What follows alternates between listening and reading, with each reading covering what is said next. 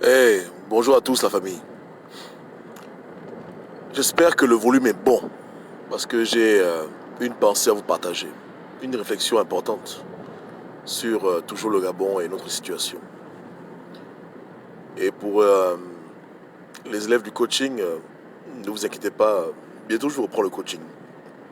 Une fois que les plaintes sont déposées et qu'on a fait tout le travail qu'il fallait faire au niveau juridique et médiatique, c'est bon, hein, je reprends le coaching. Je suis convaincu que la justice française va agir avec efficacité et que tous les Gabonais qui se lèvent maintenant ne vont pas perdre leur énergie pour rien. On aura gain de cause, l'opposition va être nettoyée, du moins la résistance de la diaspora. Mais pour ce qui est du Gabon, honnêtement, il faut qu'on se dise la vérité. Pour ma part, je pense que le multipartisme était une erreur monumentale. Une erreur monumentale dans l'histoire du Gabon. Le multipartisme en lui-même n'est pas mauvais, il y a des avantages, mais tout ce que l'on obtient de manière précoce, prématurée, peut devenir mortel. Et le bilan, c'est que le multipartisme n'a fait qu'élargir la table du mangement. C'est-à-dire que ceux qui ont réclamé le multipartisme au Gabon, c'était des individus qui ne voulaient pas forcément être au PDG, mais qui voulaient manger avec le PDG. En un mot, on a l'impression d'être dans un pays où il y a ce multipartisme, mais ce n'est pas le cas. Nous sommes toujours dans le monopartisme, sauf que c'est devenu plus pervers et difficile à discerner. Mais lorsqu'on observe l'opposition, on voit par exemple qu'elle est dominée par des pédégistes, et je vous assure que ce n'est pas un hasard.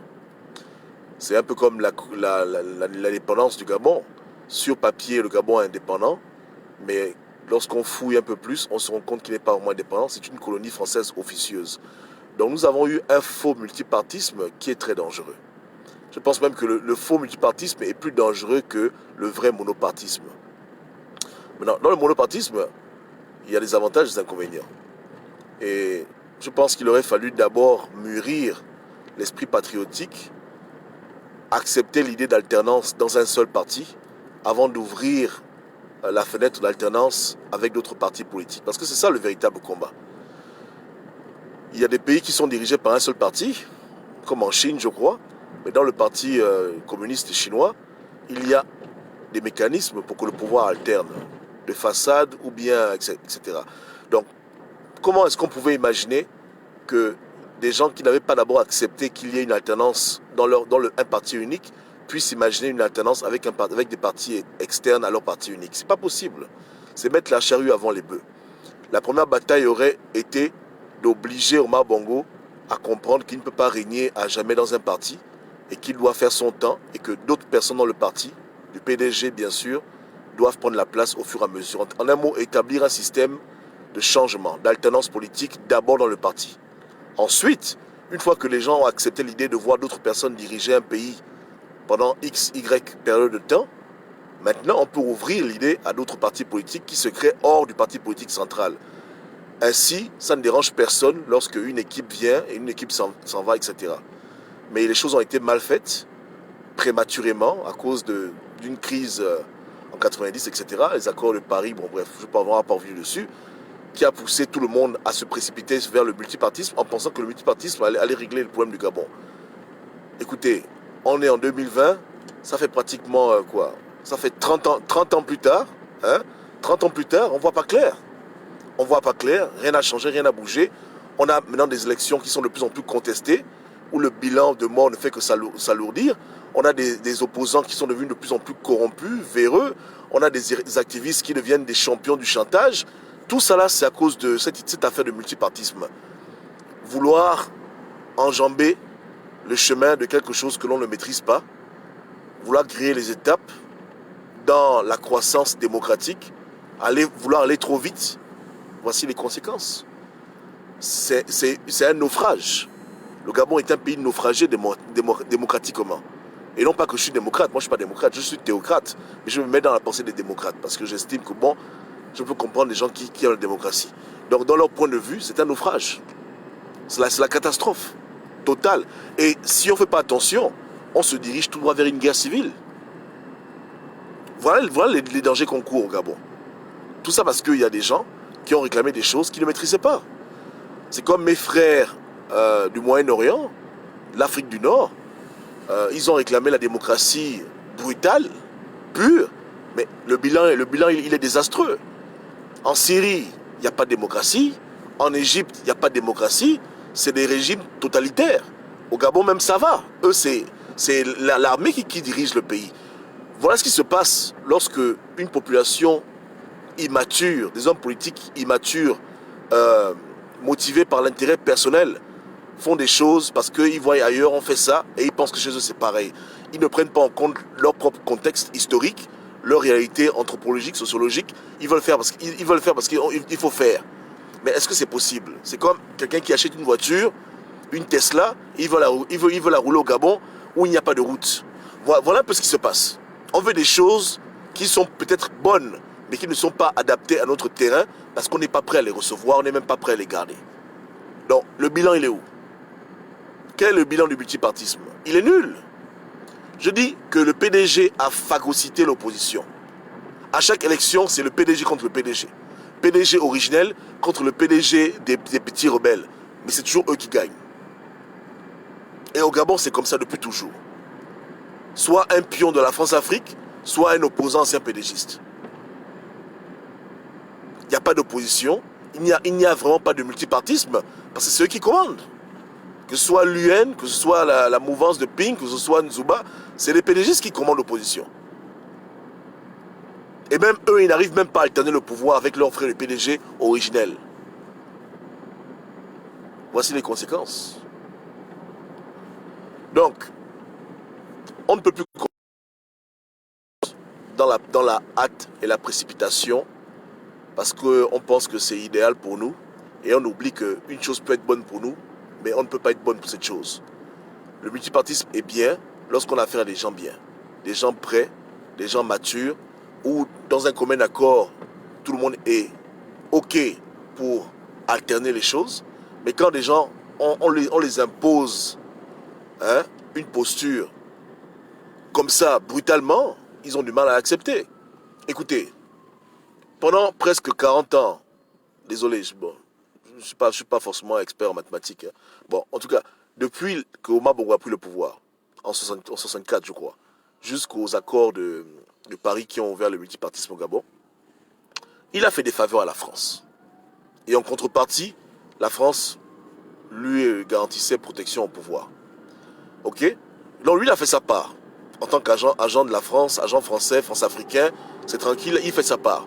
Maintenant, à cause d'une crise au Gabon, la France maintenant lui demande de s'ouvrir à la possibilité d'avoir dans son pays plusieurs partis politiques qui peuvent à tout moment prendre le pouvoir par le système des élections, au suffrage universel. Bon, il dit oui, il accepte sur le principe, mais dans son cœur, est-ce qu'il avait vraiment accepté l'idée que quelqu'un puisse prendre sa place? Il a dit non, il a dit merde. Que comment ça? Moi, depuis 30 ans, 20 ans, je vous sers. Les contrats, je vous donne. Je mouille le maillot pour la France. La Chine vient, je refuse. La Russie vient, je refuse. Si je vous mets au centre de tout. Et l'accord était simple. On fait des contrats ensemble, moi je reste au pouvoir. Maintenant, du jour au lendemain, vous me demandez maintenant, moi, Omar Bongo, d'imaginer un monde où des gens qui n'ont pas fait pour vous ce que moi j'ai fait pour vous, prennent le pouvoir par des élections. Non, non et non. Donc il signe le document pour dire que je suis d'accord, mais dans son cœur, il n'est pas d'accord. Donc il sabote, il empêche, il marmaille, et puis ça reste comme ça. Voilà ce qui s'est passé. Si de lui-même, il aurait eu l'inspiration de Dieu, que le temps est venu dans ton pays pour que tu comprennes que le pouvoir, tu ne peux pas le gérer seul, il faut alterner le pouvoir, les choses auraient été différentes au Gabon. Mais comme le multipartisme a été imposé dans la contrainte, les gens devant y sourient, mais derrière ils font autre chose. Parce qu'ils disent que non, c'est pas normal. C'est exactement ce qui s'est passé avec les indépendances. La France n'a pas voulu donner au Gabon l'indépendance parce que la France, c'est le pays des droits de l'homme, la démocratie. La France a eu honte. Guerre en Algérie, guerre en Indochine, rébellion au Cameroun. Ils ont dit, bon, si on continue comme ça, on aura des guerres partout. On nous critique à la Ligue des Nations, qu'on est des colonisateurs, on a une sale réputation. Qu'est-ce qu'on doit faire? donnons vite aux pays africains leur indépendance, dans la contrainte, mais comme ce n'est pas du fond du cœur, derrière, on continue à tirer les ficelles. C'est comme ça que ça se passe sur Terre. Donc lorsqu'on obtient une chose, non pas parce que les gens ont été convaincus que cette chose-là est bonne pour le pays, mais lorsqu'on l'obtient parce que les gens ont été contraints de la faire, ça ne peut jamais bien se passer après. Après, c'est toujours la catastrophe, c'est le naufrage et on se frustre pour rien, on perd le temps. Il faut qu'on arrive à un stade où on peut sensibiliser nos frères émergents pour qu'ils comprennent eux-mêmes les bienfaits d'une alternance politique dans un pays. Mais tant qu'ils ne sont pas convaincus que le changement de leader ou d'équipe gouvernementale est bénéfique à eux et à tous les Gabonais, mais à eux en particulier, ils ne vont jamais se mettre d'accord dessus et on va continuer à être dans l'hypocrisie politique où on va aux élections, on perd le temps, les gens sont au pouvoir et refusent de partir parce que dans le cœur, ils disent non. Dans leur cœur, ils n'ont pas accepté cette idée. Et c'est la même chose qui s'est passée en Amérique avec l'émancipation des Noirs. On a imposé aux Blancs, à plusieurs Blancs, d'accepter des Noirs dans leur milieu. Hein? Malgré leur racisme, malgré leur rejet, on leur a demandé par la loi de les intégrer.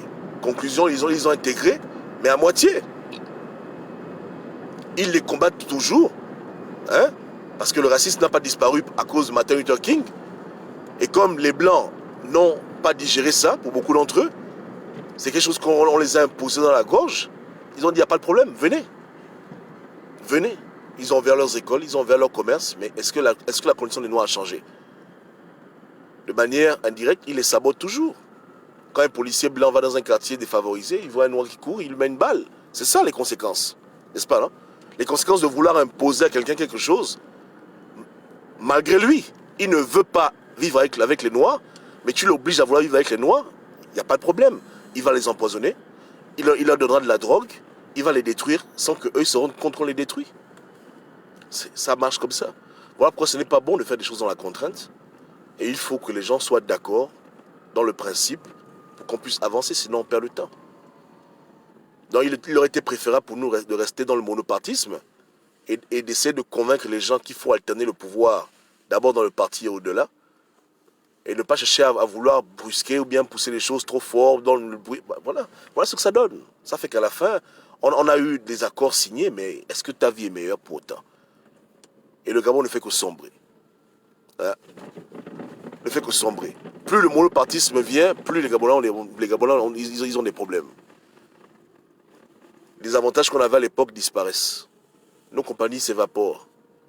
Les bourses des élèves, il n'y a plus. Le secondaire, écoutez, c'est la catastrophe. Et je pense que ça n'a rien à voir avec la crise économique. C'est simplement que le chemin qu'on a emprunté n'est pas un bon chemin. Et c'est un chemin qui nous conduit à une guerre civile. C'est la finalité de ce genre de choses. Ouais. Ce sera la somme des frustrations. D'un côté, des gens qui estiment qu'ils font beaucoup au-delà de ce qu'on imagine pour rester au pouvoir. Et donc, c'est un droit pour eux qui est illégitime, un droit inaliénable. D'un côté, tu as une population qui veut le changement à tout prix et qui estime que c'est aussi un droit pour elle, parce qu'on lui a dit qu'elle est dans la démocratie, c'est le multipartisme. Les deux, ça clash. Un jour, tout va exploser. À moins qu'on puisse convaincre les gens de revenir sur un chemin et de reprendre les étapes depuis la base pour ensemble grandir en compréhension et commencer à faire ce qui est bon pour l'intérêt de tout le monde, peu importe ce qu'on puisse décider. Parce que la gouvernance d'un peuple, c'est à nous de nous asseoir pour dire on veut gouverner le Gabon de cette manière. On n'a pas imité bêtement les Français ou les Américains. Par rapport à notre réalité, à l'heure actuelle au Gabon, qu'est-ce qui est bon pour nous? Quelle est la gouvernance qui arrange tout le monde?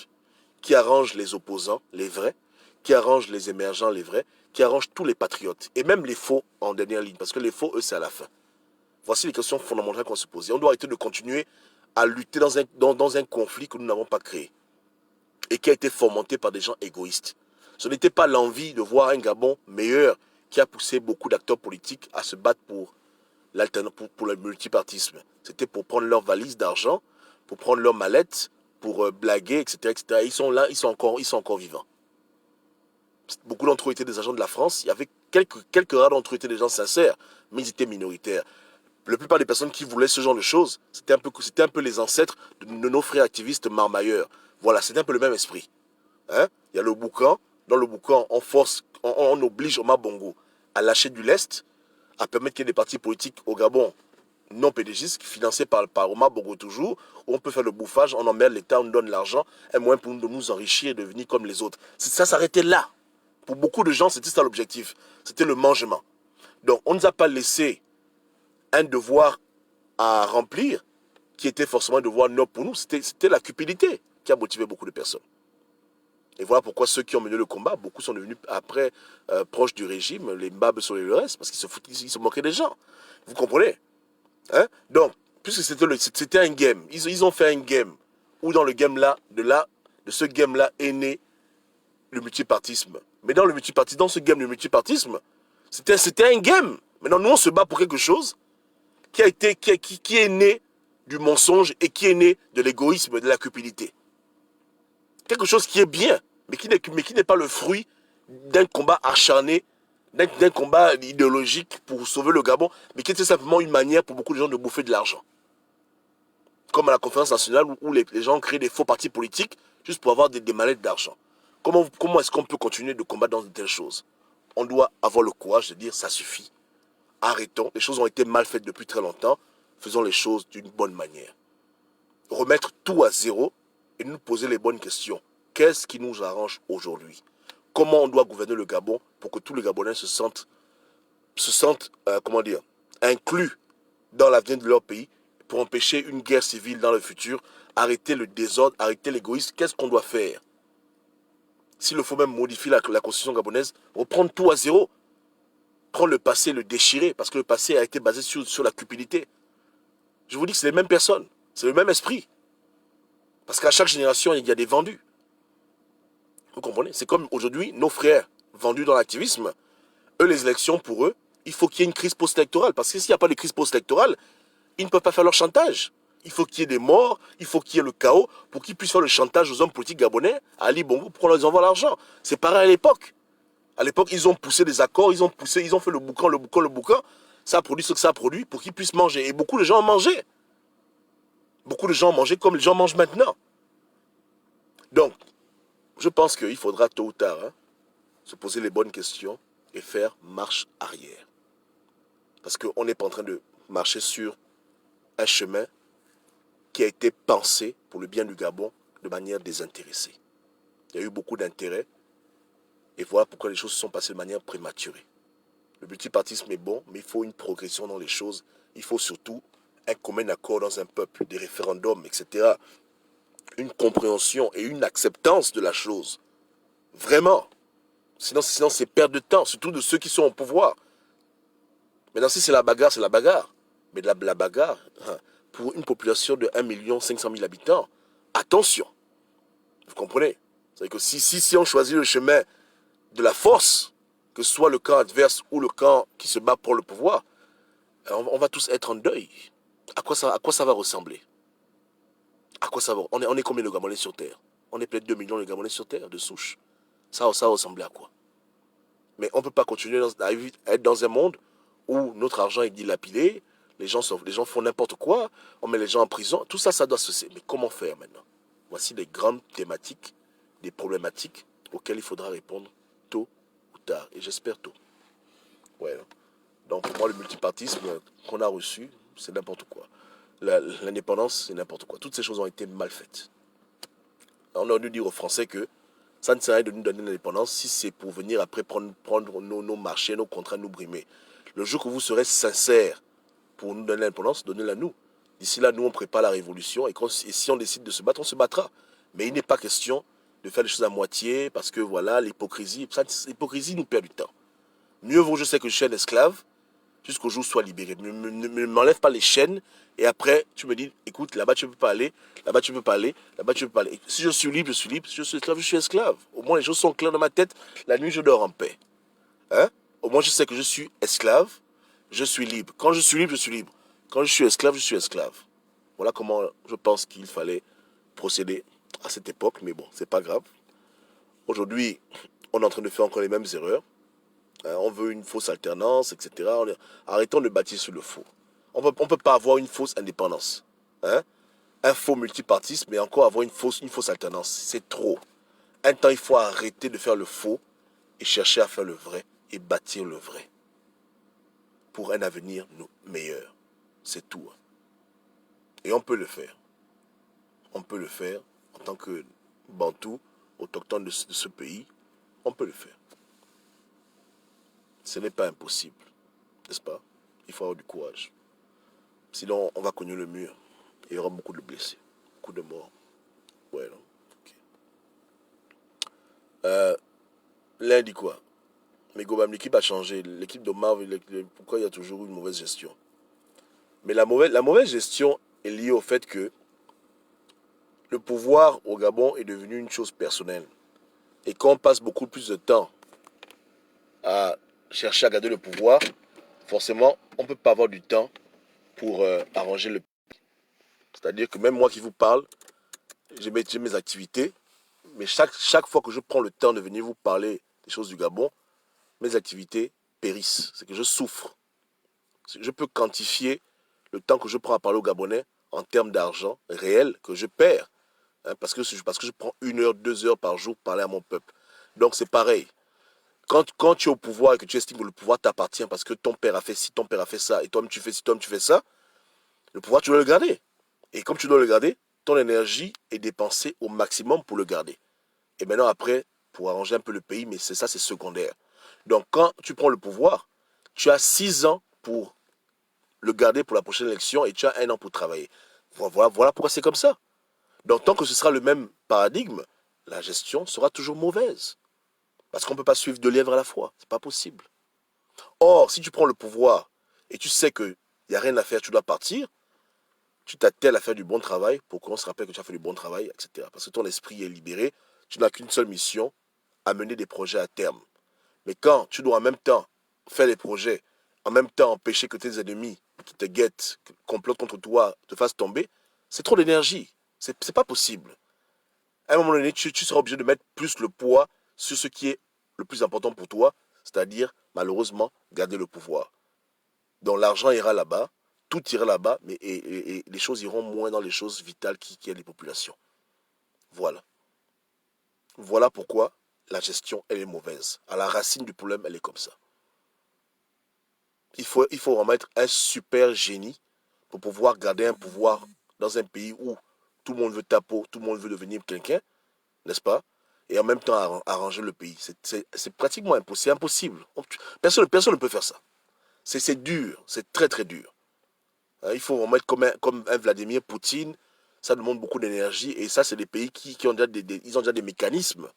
Et malgré tout ça, hein, l'URSS est tombée. Hein. Voilà, ils y sont disloqués, le Kazakhstan, machin, etc. Parce que c'était impossible à gérer. Comment tu maintiens un tel territoire dans la cohésion, en même temps tu veux rester au pouvoir et tu dois le développer. À un moment donné, tout s'écroule, n'est-ce pas? Donc c'est comme ça. Dans le Gabon, c'est le même problème. La famille Bongo estime que le pouvoir leur appartient parce que leur papa mouillait le maillot, ce qui est vrai.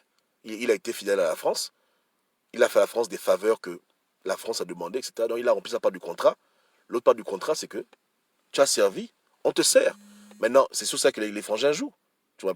Donc il faut maintenir l'héritage. Ton père t'a laissé une maison, ça t'appartient, il faut maintenir la maison. Tu vois un peu le truc, non? Donc, l'énergie, principalement là-bas, c'est que si Ali Bongo, le clan Bongo, si c'est 100% d'énergie, il y a 99, bon, c'est trop, 95% qui va dans le but de maintenir le pouvoir, mais pas comme nous on l'entend, parce que pour moi, j'estime que maintenir le pouvoir, c'est faire des projets, etc. Mais le monde est vicieux, il faut aussi le comprendre. Je me mets dans sa peau, hein, ça c'est pas moi qui parle, je me mets dans sa tête. Le monde est vicieux. Pendant que tu vas faire des projets pour construire des immeubles, construire des hôpitaux, on te fait un coup d'état, on te tue, on te fait dégager. C'est ça le problème. Donc qu'est-ce que tu fais? Tu gardes l'œil ouvert, tu inspectes tout, tu ne dors même pas la nuit. Voilà le problème qu'on a au pays. Dans de telles circonstances, on ne peut rien développer. On ne peut rien développer. Rien du tout. C'est très difficile d'avancer comme ça. Très très dur. On gagne les élections pour gagner. bon, gagner, c'est trop dire. Mais on reste au pouvoir pour rester au pouvoir. Tu comprends, non? Voilà. On reste au pouvoir pour rester au pouvoir. Et c'est 7 ans de plus. 7 ans de plus. Juste pour rester au pouvoir. Et le pays ne bouge pas. Parce que l'énergie va dedans. Le budget de l'État gabonais sert à maintenir le régime gabonais. À 80% au moins. Voilà. Projet de société, rester au pouvoir. Le premier projet de société, hein, c'est de rester au pouvoir. Deuxième projet de société, faire les petits trucs, machin, logements sociaux, gna, gna, gna. C'est ça, n'est-ce pas? Donc pour rester au pouvoir, on fait quoi? Les opposants qui font le bruit, on les achète, on les recrute, on investit énormément dans tout ce qui est propagande, tout ce qui est service secret. On investit beaucoup avec les partenaires étrangers qui nous soutiennent s'il y a un problème au Gabon. Dans la diplomatie, on dépense des millions et des millions. Voilà, mais en fait, c'est ça, quoi. C'est-à-dire que on investit partout où on sait qu'on peut être aidé pour que le pouvoir soit maintenu. On donne des pots de vin aux vieux blancs qui sont dans des châteaux en France, les barons de la France-Afrique. C'est comme ça. On peut faire des contrats qui n'ont pas de sens juste pour que le partenaire étranger soit content. Le jour où il y a un problème, il te soutient. Tu comprends? C'est que lui, il vient, il dit, écoute, ta forêt, tu me la vends à 1 franc symbolique. Tu dis, il n'y a pas de problème. L'autre vient, ta forêt, tu me la vends à 10 millions d'euros. Il va prendre celui qui a dit 1 franc symbolique parce qu'il sait que celui qui va acheter moins cher, lui, demain, il va l'aider demain pour rester au pouvoir. C'est ça qui crée les problèmes. Voilà. Donc, l'un dit quoi? Oui, le Japon, la Chine, le Brésil, l'Allemagne ne sont pas des démocraties. Bien sûr, mais ils ne sont pas des démocraties, mais là-bas, il y a l'alternance. C'est-à-dire que depuis que tu es né, au Japon, il y a eu des premiers ministres. Ils ont un mode de gouvernance qui les arrange. Qui les arrange et où quelqu'un n'a pas l'impression qu'il doit se battre pour rester là où il est.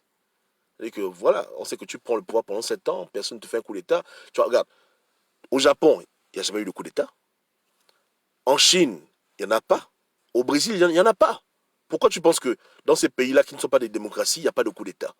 Parce qu'ils ont réglé le problème du pouvoir. Ils ont établi des gouvernances qui ne sont pas peut-être démocratiques comme l'Amérique et la France, mais des systèmes de gouvernance qui fait que personne n'a envie de prendre des armes, aller à la présidence, tirer sur quelqu'un, prendre sa place. Ils ont dépassé ce stade-là. Ils ont un roi, un premier ministre, ça les arrange. Ils ont un chancelier, ça les arrange.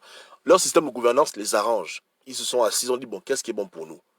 Dans le long terme, on fait comment? Ils ont dit, bon, voilà. Depuis des temps immémoriaux, on a un empereur. On ne peut pas lui dire, bon, écoute, dégage, tu ne sers à rien. On doit le garder. Mais quelque part aussi, un empereur, si il passe toute sa vie à se battre pour rester empereur parce qu'on veut le décapiter, il ne pourra pas arranger un pays. Donc on prend l'empereur, on le met là, et on va maintenant nommer un premier ministre, et lui on l'alterne. Il vient, il fait son temps, il arrange le pays, il s'en va. Un autre vient, mais l'empereur, la famille royale, elle reste. Donc voilà, ils se sont posé des questions, ils ont vu que bon, voilà ce qui nous arrange, n'est-ce pas? Même chose en Corée, même chose en Chine. Voilà, en Chine, ils ont dit, bon, cette affaire de multipartisme, on n'est pas dedans. On va avoir un parti communiste assez grand pour éviter qu'on se fasse la guerre entre nous. On va créer un système où on va alterner. Et voilà. Et ça les arrange. Ça les arrange. Là-bas, il n'y a pas de coup d'État en Chine. Xi Jinping, avant lui, il y avait un autre président chinois. Voilà, lui aussi, il partira. Et s'il veut trop s'accrocher, ils ont des mécanismes dans le parti pour le faire dégager. C'est comme ça. Donc, tu vois un peu, non? Donc, chaque pays doit établir le mécanisme qui l'arrange et qui prend en considération son histoire, ses relations étrangères avec les pays d'ailleurs, etc.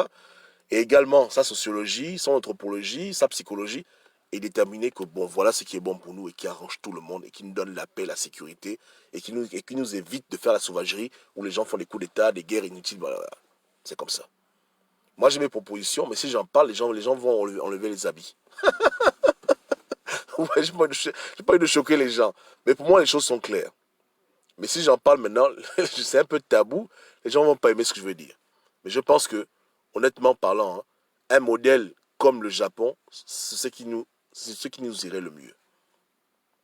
C'est-à-dire que un président, ou bien même comme Israël, parce que là-bas en Israël, ils ont un président d'honneur, ils ont un premier ministre. Le président d'honneur, Voilà, ou bien en Angleterre, ils ont le roi d'Angleterre, la reine d'Angleterre, ils ont le... Voilà.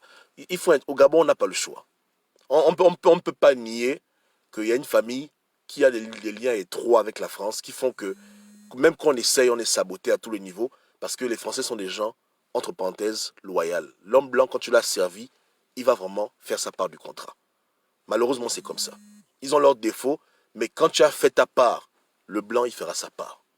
Donc, on peut monter, descendre. Ce que Omar a fait pour cette France, cette grande... Ils ne peuvent pas oublier ça. Et je ne connais pas c'est quand ça s'est épuisé.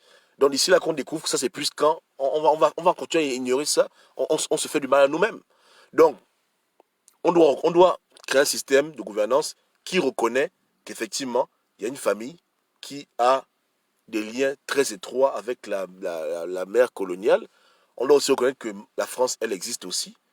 On doit aussi reconnaître que les Gabonais, s'ils veulent que le pays se développe, comment est-ce qu'on marmaille toutes ces trois composantes pour que tout le monde gagne dedans? Voilà les véritables questions. On fait comment? On arrête de jouer aux hypocrites, on arrête de jouer aux autruches, on arrête de continuer à faire la comédie, on dit bon, ça suffit. La France vient t'asseoir ici. Les Bongos, venez vous asseoir ici. Gabonais, venez vous asseoir ici. Arranger, trouver une solution. Est-ce qu'il faut que le Gabon redevienne un dom-tom avec un gouverneur? On dit que les Bongos sont gouverneurs à vie. Je ne sais pas. Est-ce qu'il faut que le Gabon devienne une démocratie avec un président d'honneur qui sera toujours un Bongo et avec un Premier ministre qu'on vote? Donc on vote le Premier ministre et puis on a un président qui est là à vie. Comme ça, il n'a plus besoin de s'inquiéter qu'on va lui faire un coup d'État, on va vouloir le tuer. Il peut dormir la nuit tranquille, il sait qu'il est président à vie. Mais le Premier ministre, on le vote et c'est lui qui a le pouvoir décisionnel, c'est lui qui fait les réformes. C'est lui qui... Et puis le président, il est seulement président d'honneur. Il peut aller se reposer à Dubaï, il fait ce qu'il veut, il a un salaire à vie, ça va. Qu'est-ce qui va faire qu'à la fin, on va tous être d'accord, on va éviter les conflits sanglants où on est déjà programmé pour nous autodétruire, nous tuer pour que les étrangers viennent pour notre pays. Voici les vrais problèmes qu'on a. Et on doit trouver une solution. Et la solution doit inclure toutes ces réalités. Et moi, je prendrais plus je prends pour ça. Et que je me dis que l'idéal, ce serait d'avoir vraiment un président. Ali Bongo, tu restes au pouvoir à vie. On ne cherche même plus à t'enlever. Tu es président à vie. Mais le Premier ministre, c'est lui qui a le pouvoir. C'est lui qu'on vote aux élections. C'est lui qui fait les réformes. C'est lui qui crée son gouvernement. Il est libre, indépendant et autonome. Hein? Et il travaille et il a un mandat limité de 4 ans ou de 6 ans maximum. On ne peut pas révoquer ça. Il fait son travail et il dégage. Et là, ça va. Le président reçoit un salaire généreux, des avantages généreux. Beaucoup de lui et sa famille, il n'y a pas de problème. Hein? Mais le Premier ministre, lui, il travaille. Voilà. Et puis c'est bon. Et puis on n'en parle plus. Et puis ça s'arrête là. Là, je pense que tout le monde gagne dedans. Le pays va se développer. Parce que personne ne va vouloir faire les coups d'État à un Premier ministre alors qu'il y a un président. Et on s'est tous entendus. Le président, il peut dormir en paix. Il n'a plus besoin de mettre l'énergie pour réfléchir comment faire pour rester au pouvoir parce qu'il est au pouvoir à vie. On s'entend dessus. Quand il y a dans la corruption, on la punit avec sévérité parce que les temps ont changé. La compétence vient, et voilà, et puis c'est fini, hein. C'est terminé. Enfin, moi, ce que je pense, hein, vous voyez comment.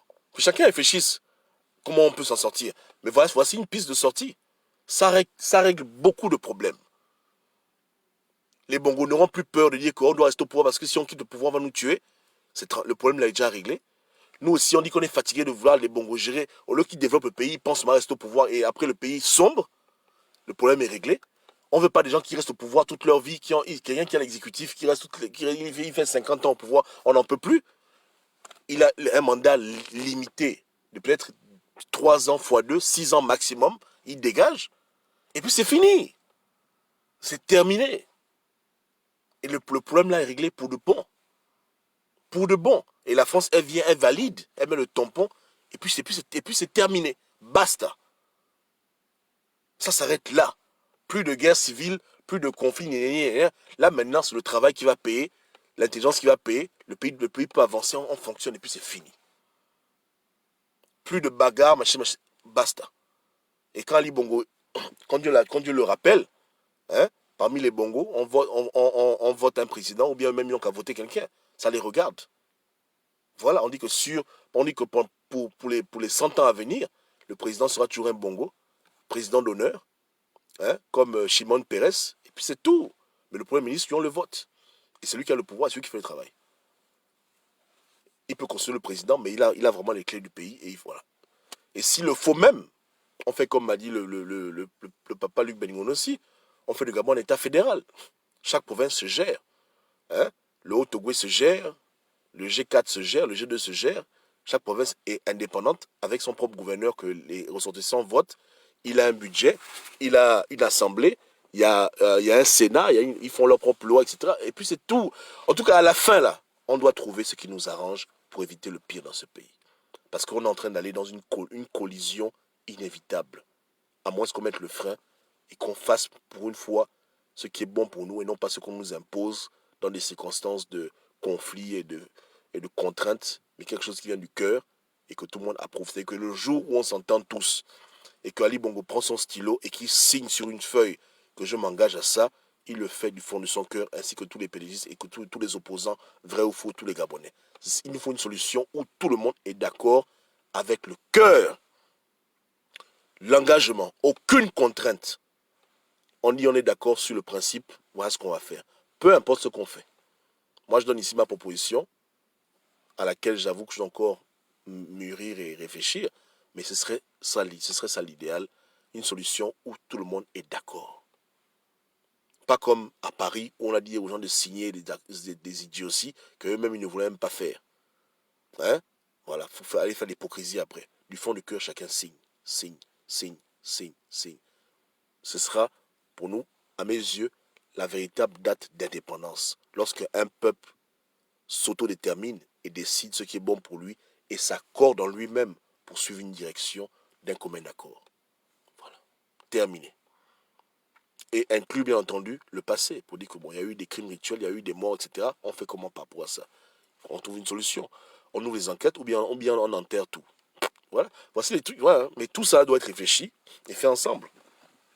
Voilà. Ce serait l'idéal. Ce serait l'idéal. Donc, que Dieu ait pitié de nous, que le Seigneur nous inspire, qu'il nous guide, qu'il nous fasse grâce de son intelligence pour empêcher le pire dans ce pays et que par sa miséricorde nous puissions trouver des solutions gabonaises aux problèmes gabonais et que dans la sincérité on puisse réfléchir. Vraiment, à bas l'hypocrisie, à bas les pertes de temps. Nous n'allons plus perdre de temps dans les élections inutilement alors qu'on n'a pas réglé le problème de fond. Cet argent peut être utilisé pour aider les pauvres. Moi, je veux plus qu'on fasse de la gabégie pour les bêtises. Ouais, non. On a un problème de fond. Arrêtons de vouloir bâtir une maison qui n'a pas de fondation. Donc, on doit faire marche arrière, repartir sur le tableau et dessiner ce que nous voulons que ce pays soit. Tout le monde doit être raisonnable, humble, et on doit le faire ensemble. Ouais, non. Ça ne sert à rien. Ça ne sert à rien de continuer. De continuer comme ça. Dépenser des milliards et des milliards pour des choses qui ne sont pas faites du fond du cœur. Ce sont des contraintes. Au Gabon, on fait des élections à cause de la contrainte. Contrainte de la communauté internationale, contrainte de la France et ses accords bidons de Paris, contrainte des instances des ONG, etc. C'est ça. S'il y a pas, écoute, imagine un peu un monde où le Gabon est seul. Est-ce que tu penses vraiment qu'il y aura des élections au Gabon? Non, non, parlons cash. Je n'ai pas envie de jeter sur mes frères du PDG le discrédit, mais disons-nous les vérités. S'il n'y avait pas les Blancs qui nous poussent à faire l'hypocrisie entre nous, est-ce qu'on devait faire des élections? On ne devait pas faire les élections. Je vois mal le régime faire les élections. On fait les élections parce que c'est la contrainte. C'est la contrainte. Pas d'élection, pas de FMI.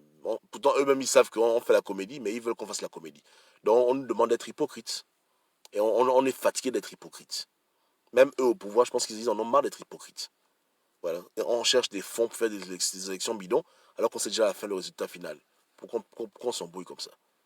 Hein? On doit tout refaire. Il nous faut une nouvelle république. C'est ce qu'il nous faut maintenant. On doit tous s'asseoir et décider. Élaborer, réfléchir. Et créer un nouveau bébé et puis le faire grandir. C'est le temps de la deuxième république au Gabon. Je vous dis. Hein. Donc le futur, il est sombre. si rien n'est fait par rapport à cette grande thématique, c'est coup d'État inévitable, guerre civile inévitable, peut-être génocide, c'est fort possible, hein, catastrophe, et puis disparition du peuple gabonais. C'est fini. À la fin, tout le monde finira par perdre. N'est-ce pas, non? Si le régime s'accroche au pouvoir et qu'il investit de plus en plus dans la répression, si les Gabonais se radicalisent et que ces Gabonais-là, de plus en plus, commencent à devenir violents, mais à la fin, c'est évident qu'il y aura le clash. Il suffit juste qu'un seul Gabonais prenne son fusil et qu'il tire sur un policier pour officialiser au Gabon la guerre civile. N'est-ce pas? On a vu ce qui s'est passé lorsqu'il y a eu des enfants qui ont été kidnappés. Pour la première fois au Gabon, des riverains ont attrapé quelqu'un présumé d'avoir tué un enfant et ils l'ont tué. Donc, on est en train de se diriger vers quelque chose de très grave. Si on n'a pas une vision pour dire que non, non, dans 10 ans là, c'est pas bon. Faisons marche arrière, c'est dangereux. Aujourd'hui, les gens complotent, que ce soit au PDG ou hors du PDG. Les gens complotent, les gens ont des projets, les gens deviennent machiavéliques, escrocs, manipulateurs. C'est pas bon. Cette situation a tué le Gabon, n'est-ce pas? Moralement, éthiquement. Et plus la crise financière s'accentue, plus les gens deviennent de plus en plus nerveux, n'est-ce pas? Très nerveux. On voit un serpent qui se mord la queue lui-même. De l'intérieur, les problèmes peuvent éclater, de l'extérieur, ça peut éclater. Ce n'est pas une situation qui peut perdurer. Cette façon de faire les choses ne peut pas avancer, ne peut plus prospérer. Je vous assure, hein, ça peut plus continuer comme ça. Ça peut plus. Pas que c'est mon désir, mais mathématiquement parlant, scientifiquement parlant, avec le regard objectif, hein, si on fait une simple projection dans le futur, il n'y a rien à faire. Ça peut pas. C'est impossible. C'est voué à la destruction. Là, c'est empoisonnement, assassinat, répression, guerre civile, génocide, hein, terrorisme. Même terrorisme, ça arrive.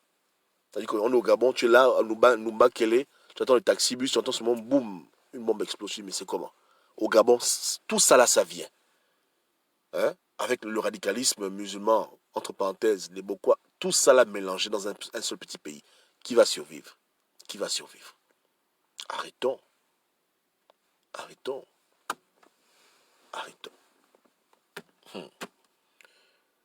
Voilà. Des moments qui pleurent pour des sacs de riz.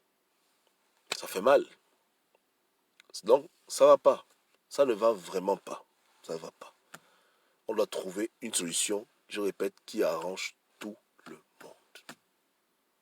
Et c'est ce que les Français n'ont pas voulu faire à l'époque avec Omar Bongo. Ils ont juste imposé, bêtement, multipartisme, sans prendre en considération ce qu'il avait dans son cœur et ce que les autres avaient dans leur cœur.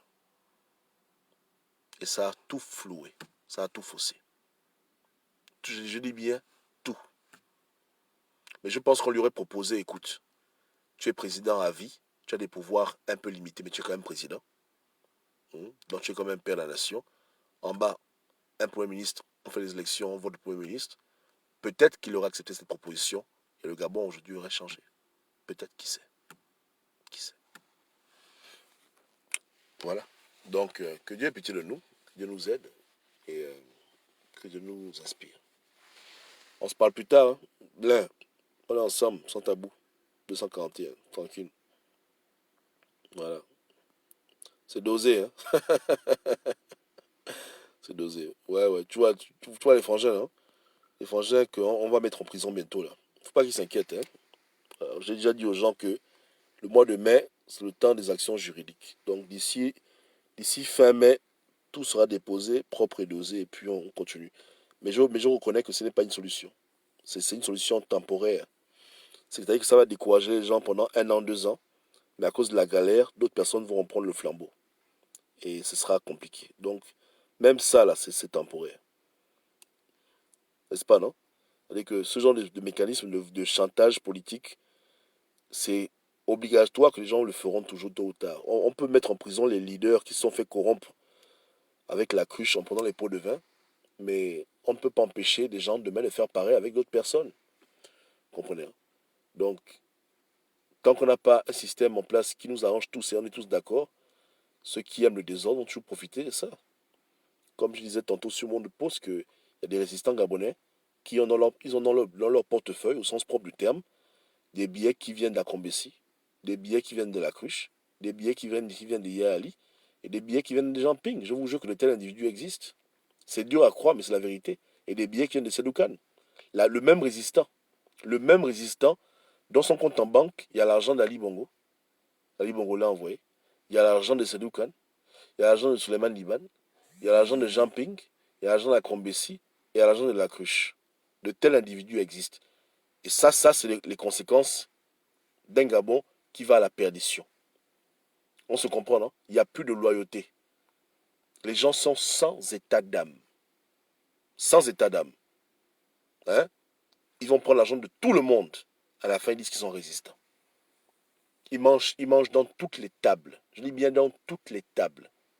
Toutes les tables. Ils ont un patrimoine économique basé sur leur bouffage de haut niveau chez tout le monde. Je dis bien chez tout le monde. Est-ce que c'est normal? Tu ne verras jamais hein, un PDGiste du PDG aller au QG de Ping pour dire à Ping que donne-moi une enveloppe.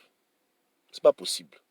Mais tu vois des résistants aujourd'hui qui vont chez Ali, qui vont chez Ping, qui vont chez Akombessi, qui sont allés chez la cruche. Ils mangent comme des mendiants. Ça ne va plus au Gabon. Ça ne va plus. C'est la catastrophe. Vous comprenez? Il n'y a plus de loyauté.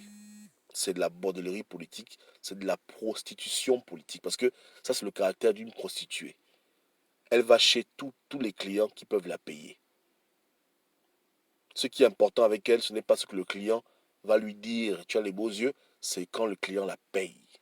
Donc, effectivement, quand elle rentre chez elle à la maison et qu'elle ouvre son portefeuille et qu'elle a 100 000 francs CFA, elle sait que chaque 10 000, là, c'est un coup. Un coup avec Mamadou, un coup avec Kofi, un coup avec Obiang, un coup avec Kumba. Elle sait que voilà comment l'argent est réparti. Donc on a maintenant des prostituées politiques résistantes. Mais ce n'est pas de leur faute. Le Gabon a favorisé cet état d'esprit. C'est clair que les gens qui sont cupides, hein, parce que je dis qu'ils sont étrangers, ils ne veulent pas travailler, mais on est quand même responsable de ce qui se passe. On a échoué. On a bâti sur l'hypocrisie. Et on ne fait que bâtir sur l'hypocrisie. On ne peut pas se battre pour des choses qu'on nous a imposées. On doit se battre pour des choses que nous avons décidées pour nous-mêmes, en tant que peuple. Et le multipartisme, on ne l'a pas décidé pour nous, on nous l'a imposé. Et ceux qui l'ont, comme je disais tantôt, ceux qui l'ont fomenté, ils le faisaient beaucoup pour des fins cupides. Donc, asseyons-nous et imaginons le Gabon de demain et n'ayons pas peur de remettre tout à zéro pour rebâtir quelque chose qui sera un véritable bien commun et qui arrangera tous les Gabonais. Les Gabonais riches comme les pauvres, les opposants vrais comme les faux, les pédégistes vrais comme les faux, les gens neutres vrais comme les faux, tous les gens de toute religion, de toutes les ethnies du Gabon, toutes les provinces du Gabon. La solution qui arrange tous ces groupes au maximum, et puis on fait ça ensemble, puis c'est bon. Vous verrez vous-même. Salut Paul. Ils prennent l'argent. Moi je te dis que la vérité, non, les gens pensent que je blague. Je vous dis que de tels résistants existent, qui prennent l'argent de tout le monde. Et quand je dis tout le monde, je dis tout le monde. Les Boumbaki en France, Ali Bongo, Jean Ping, Demezo, ils ont pris à chacun de l'argent. Pas que non, bon voilà, petit prend l'argent, mais dans le compte de leur chantage, dans le compte de leur manipulation, je suis avec toi, je suis avec toi. C'est ça. C'est pas une belle image. Ce n'est pas une belle image. Ça prouve que le Gabon est malade et qu'on doit se soigner. Passez une bonne journée. On se parle plus tard. Ciao, ciao.